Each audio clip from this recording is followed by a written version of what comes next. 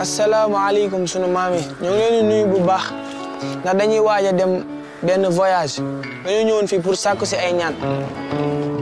dama ragal wax ko. dama ragal kay dama. waaw c'est ça avoue la. tu t'imagines nga nekk stade bu mag. yow lii sax xel mi kan moo ko ci def gis nga fii ma nekk fi laa bëgg nga nekk fi ñu bokk li ñuy nooyi ma ak yow.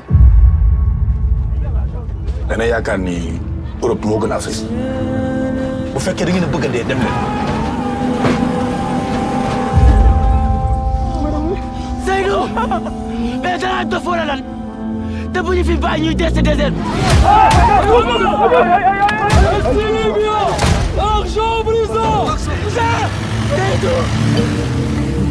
yére bu ñu sol tey amul bànqaas musu bu ñu sol.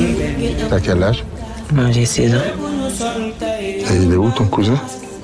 On l'a attrapé quand on était dans le désert.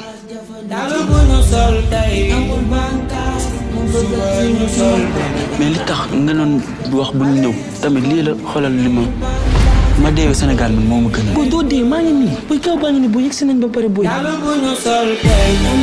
Si jamais tu conduis le bateau, je t'emmène toi et ton ami. Je suis pas capable de conduire ces grands bateaux-là. Il y a beaucoup de personnes, il y a des vies, il y a des enfants. Seydou waaw lu xew. dama ragal du ma gisati sama yaay. dama bëggoon a gis sama yaay ne ko mu baal ma àq. dama namm sama yaay.